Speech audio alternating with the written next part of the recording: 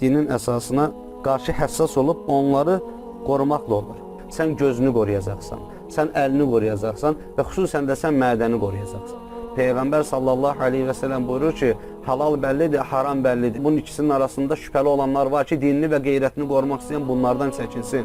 Bir insan əgər şübhəli bir şeylər yeyərsə, bir insan əgər halal deyə insanların sözünə allanıb da bu xüsusda ciddiyyət göstərməzsə, bir insan mən onsuz da müsəlmanların çox olduğu ölkədə yaşayıram deyib, bütün hansı obyekt önünə çıxarsa, orada yemək yeyərsə, onun mədəsindən gedən o loxmalar bir müddətdən sonra onun dinində boşluq göstərməsinə səbəb verəcək. Bax, Rasulullah sallallahu aleyhi və sələm deyir ki, dinini və qeyrətini qorumaq istəyən şübhələrdən çəkilsin.